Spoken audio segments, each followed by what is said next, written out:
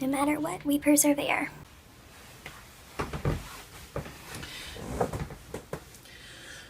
Be careful what you wish for.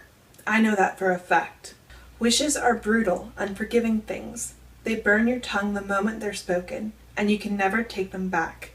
They bruise and bake and come back to haunt you. I've made far too many wishes in my lifetime, the first when I was 8 years old. Not the sort of wish for ice cream or a party dress or long blonde hair, no. The other sort, the kind that rattles your bones, then sits in the back of your throat, a greedy red toad that chokes you until you say it out loud.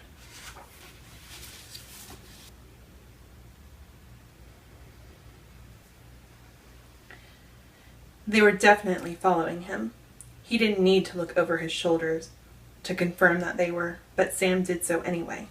He immediately wished he hadn't. "What you looking at?" The voice rang out harshly and followed him down the platform, the rasping syllables bouncing off the railings on either side. They had seen him cross the road to enter the DART station before he had seen them, and they had changed their trajectory to match his. He stared at the arrivals board as he walked, willing for a train to arrive. "Here, we're talking to ya. Do you have a smoke?" They shouted in his general direction. He wanted to ignore them and pretend that he hadn't heard, but he had to face them. He took a deep breath and swallowed, but there was no saliva. He turned and shouted back, "No, I don't, sorry." There were 3 of them, and more with a struggling group of girls further up the platform.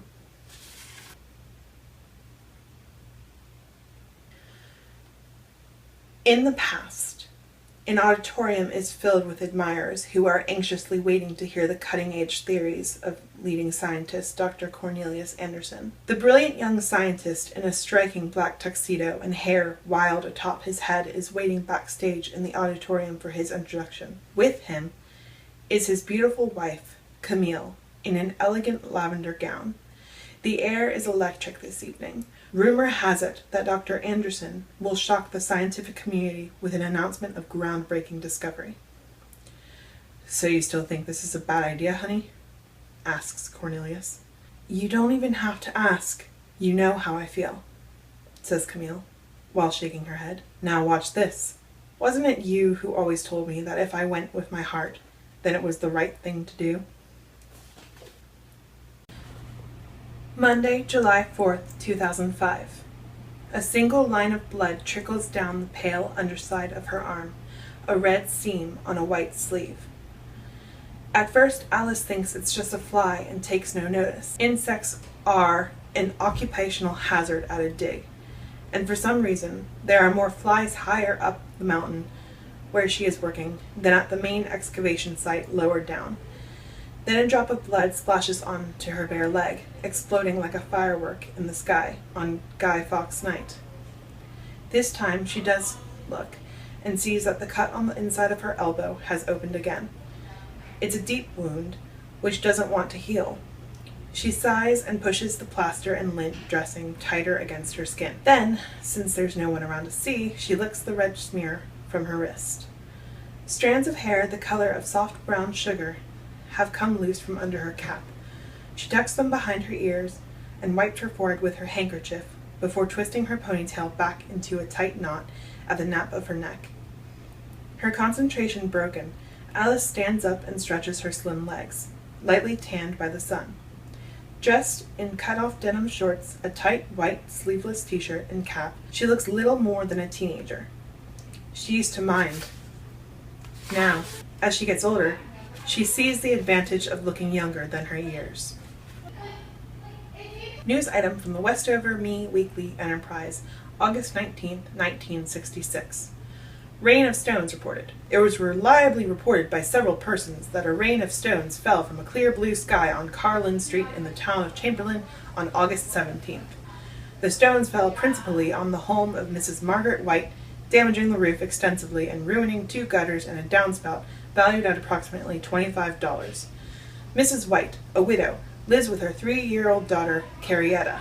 Mrs. White could not be reached for comment. Nobody was really surprised when it happened. Not really. Not at the subconscious level, where savage things grow. On the surface, all the girls in the shower room were shocked, thrilled, ashamed, or simply glad that the white bitch had taken it in the mouth again. Some of them might also have claimed surprise, but of course their claim was untrue. Carrie had been going to school with some of them since the first grade, and this had been building since that time, building slowly and immutably, in accordance with all the laws that govern human nature, building with all the steadiness of a chain reaction approaching critical mass. What none of them knew, of course, was that Carrie White was telekinetic. 9 a.m., September 27th, 1996. Someone knocks violently on our door. My whole family has been on edge since dawn, and now we all start in alarm. My father jumps up to see who it is while my mother looks on anxiously, haggard with exhaustion after a sleepless night. None of us got any sleep. The rocket fire around the city didn't let up until 2 in the morning. My sister, Soraya, and I kept whispering in the dark. Even after things quieted down, we couldn't fall asleep. And yet here in Kabul, we're used to being the target of rocket fire. I'm only 16 years old, but I feel as though I've been hearing that din all my life. The city has been surrounded and bombarded for so long. The smoke and flames of the murderous fighting have terrified us so often, sometimes even sending us rushing down to the basement, that another night in this racket is just part of our daily routine. It's time, Bo, Ryan says, putting his hand on my shoulder. I shrug him off. Come on, buddy. He reaches for me again, but I step further away. Buddy? Ryan's not my friend, and it's pointless of him to pretend like he is. Ryan is no one's friend. My feet make hollow sounds on the weathered planks of the old boardwalk, but I have to stop soon enough. The giant metal gate before me is painted green to blend into the environment, which is dumb because the environment's not really that green around here. But either way, it stops me from going forward. Not that I have anywhere to escape to anyway. Berkshire Academy, where I live 5 days out of every week, is on an island. Not a tropical paradise. Nope, nothing like that. It's in Massachusetts, of all places. Everything good about living on an island is twisted here. Islands have beaches and ocean, yeah? Well, Pear Island has those, but good luck having fun under the sun around here. I mean, we have the sun, obviously, but it's behind clouds. In the dead of night, Artis heard the necromancer singing. She braced herself at the edge of the ridge, kicking her boots deeper into the snow, and glanced backward. Wendell wasn't more than a few paces behind her. He trudged with his head bowed, his ragged black hair shadowing his face, his breath milky in the moonlight. Stille Nacht, Wendell sang. Heilig Nacht. Alles schlaft. Einsam wacht. His honey gravel voice lent itself well to the melody, even if he wasn't entirely on key. Silent night, Artis said, also in German. Really? Wendell raised his head, his pale green eyes glittering with amusement. Of course, he said. It's Christmas Eve. Was it? Artis had lost track of time, somewhere between fleeing Constantinople and hiding from an ancient society of assassins. You have a lovely singing voice, Artis said. But, why thank you. But be quiet, we're escaping. Escaping, Wendell grinned like he couldn't help himself. Exactly. Gods, it was boiling in this useless excuse for a kingdom. Or maybe it felt that way because Selena Sardothian had been lounging on the lip of the terracotta roof since mid-morning, an arm flung over her eyes, slowly baking in the sun like the loaves of flatbread the city's poorest citizens left on their windowsills because they couldn't afford brick ovens. And gods, she was sick of flatbread. Tegya, they called it. Sick of the crunchy, oniony taste of it that even mouthfuls of water couldn't wash away. If she never ate another bite of tegya again, it would be too soon. Mostly because it was all she'd been able to afford when she landed in Wimbledon 2 weeks ago and made her way to the capital city, Versailles, just as she'd been ordered by his Grand Imperial Majesty and Master of the Earth, the King of Adarlan. She'd resorted to swiping tegya and wine off vendors' carts since her money ran out, not long after she'd taken one look at the heavily fortified limestone castle, at the elite guard, at the cobalt banners flopping so proudly in the dry, hot wind, and decided not to kill her assigned targets. The fortress sat on the top of a rocky outcrop overlooking a valley that was wild and barren. Only the toughest grass grew here, and pulled this way and that by the fierce winds that came off the nearby mountains, day and night. Centuries ago, this area had been teeming with life, but now it was almost completely uninhabited. This was a forgotten part of Uther Pendragon's vast kingdom, an area where death and decay seemed more prevalent than life and hope. No one lived here, and few would even choose to travel through the valley, such was its reputation. For years, the fortress of Idar-Sholas had been a mighty and feared place, but now time, wind, and rain had achieved what countless battles could not, and the once proud citadel was almost completely a ruin, as lifeless as the valley below. The great dragon was free. Even after the best part of a year, Merlin still found it difficult to believe. From his very first day in Camelot, the dragon had been there, a constant presence in his mind, guiding him, helping him, using him. Merlin knew now that whatever advice and assistance the dragon had provided, it had always been trying to win its freedom. The creature had been cunning, and Merlin had been the one who had loosened its bonds. Camelot still bore the scars of the dragon's attack. 3 nights when it had wreaked terrible vengeance against those who had killed its kind and bound it within chains. In the end, the kingdom had only survived because of powerful magic, but that victory had come at a dreadful cost. Bleeding, bruised, and all but dead, Merlin stepped from a swirling portal into the magical realm of Avalon. Behind him, his brother knights and friends, Sir Galahad and Sir Lancelot, carried a dying Arthur between them. "Lady Titania, Queen of the Fae and ruler of Avalon, I beg your help," Merlin cried out. "All the realms stand in mortal danger, and we have no hope of victory without you." The men stood silent as Merlin's voice reverberated through the valley. Wind rushed around them, sending leaves and fallen petals aloft in front of the knights. A beautiful, regal woman appeared in the churning greenery. "I have heard your call, my dear Merlin." With a pop, the wind died, dropping the foliage to the ground at the queen's feet. Her copper hair fell in long curls, framing a face which looked as soft as flower petals, though Merlin knew there was nothing soft about her. The Fae Queen was unpredictable and dangerous when tested. She stood as tall as the knights, her body a perfect hourglass shape, with the top half covered by a tight, shimmering gold bodice. Her skirt hung from her hips and flared loosely around bare feet, which were decorated with fey jewels and silver anklets.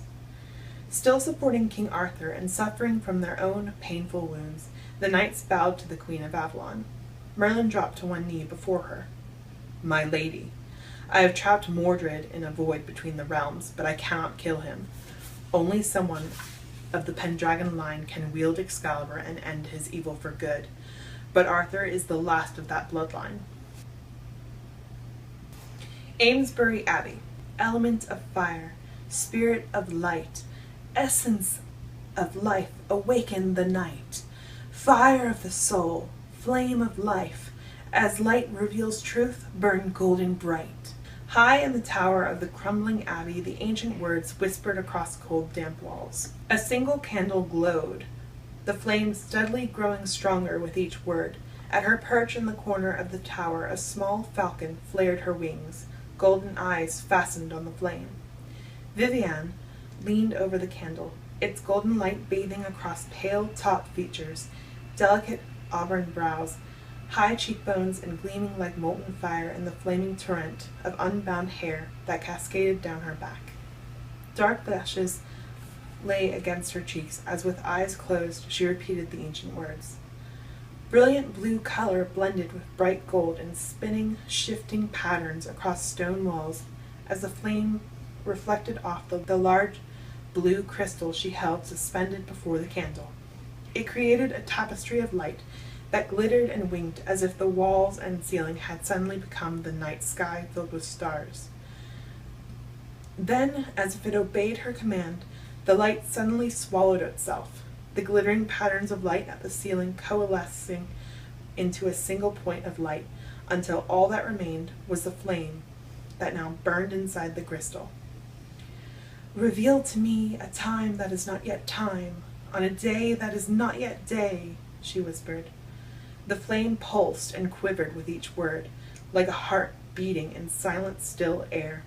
It had been over 500 years since a vision last appeared in the ancient blue crystals. The old man shivered and leaned forward to warm his hands on his horse's neck. White fingers of mist were feeling their way down from the mountains ahead, and the short April day was drawing toward night. Already the grass was damp with evening dew, and soon there would be rain. London lay far behind, and they were miles from shelter and food. It would be another wet and hungry night. No matter, a white light flickered in his yellow eyes. When they reached their destination, every man would eat his full. "Merlin?" he started. "Yes?" The young man riding beside him stirred uneasily. His gray eyes were troubled. "When you called all the kings and lords together to proclaim my right, how did you know they would accept me as king?" "They were promised a sign." Merlin stared off into the mist, avoiding his companion's gaze. "And we gave them one." The younger man ran a hand through his thick fair hair, and gave an embarrassed laugh. "What, the sword and the stone?" "What else?" If the young man heard the rising irritation in Merlin's tone, he did not care. His broad shoulders went back as he spoke. "But that was not a true sign from above. You made it happen. You brought it about." "It was the sign they needed," Merlin turned on him, "and it has made you king."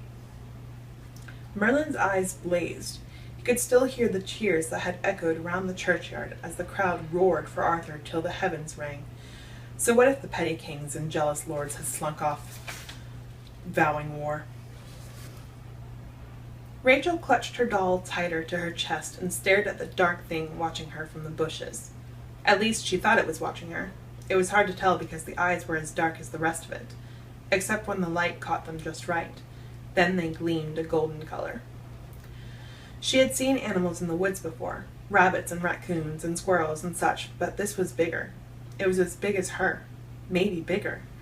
Bears were dark. She wondered if it could be a bear. But this wasn't exactly the woods, since it was indoors. She had never been in an indoor woods before. She wondered if indoor woods had animals like the outdoor woods did. She might have been afraid if Chase wasn't there with her. She knew she was safe with him. Chase was the bravest man she ever saw. Still, she was a little afraid. Chase had told her she was the bravest little girl he knew. She didn't want him to think she was afraid of some big rabbit. Maybe that's all it was, some big rabbit sitting on a rock or something. But rabbits had long ears. Maybe it really was a bear. She put her doll's foot in her mouth.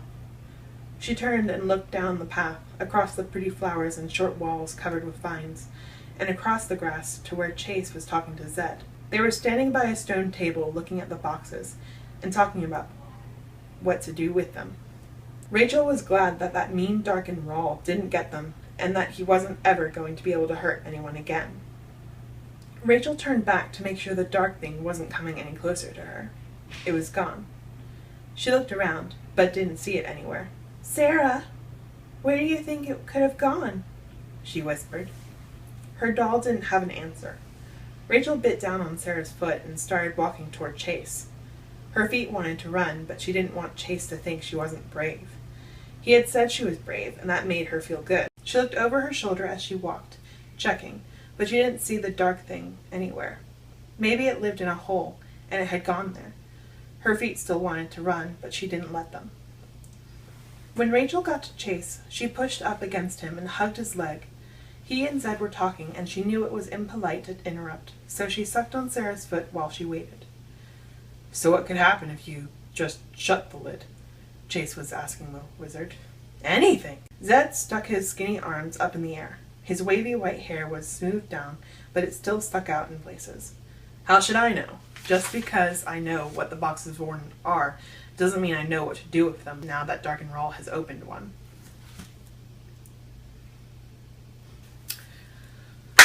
That's all, guys. Thank you for watching. I'm sorry that this is such an oddball video. I had been recently watching one of Molly Licovich's older videos, and she had mentioned something about first sentence challenge that she had done with one of her friends, and I wasn't really capable of doing anything challenge-like, and first sentences can be hit or miss for me in the books I read, so I decided to read the entire first page of some. For some of these books, the last sentence of the first page did travel over to the second page, and so I just finished reading that sentence and count it as the first page.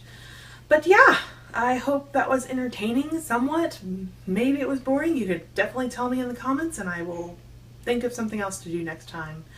I hope no one was upset about being spoiled, even though I don't think you can be spoiled by reading the first page. Even like Air of Fire, the third book in the Throne of Glass series, I don't think it gives much away if you've heard about the series from BookTube or anywhere, because you know the main character is an assassin named Helena Sardothien. It doesn't give much away as far as like the previous books or the story of the third book, so I think we're good. Anyways, I hope to be uploading more frequently. I know previously I've uploaded a video once a year, trying to get better at that, trying to edit these things faster, trying to film more stuff faster, do more stuff that's maybe more unique to me, more personal. It's a little hard. I'm sorry, I'm trying to get better. So yeah, I hope you enjoyed. I'm Jessie from JessPeachee. I hope you have a lovely morning, lovely evening, or lovely afternoon, whenever you watch the video. Okay, I'm gonna go, guys. Have a good one. Bye!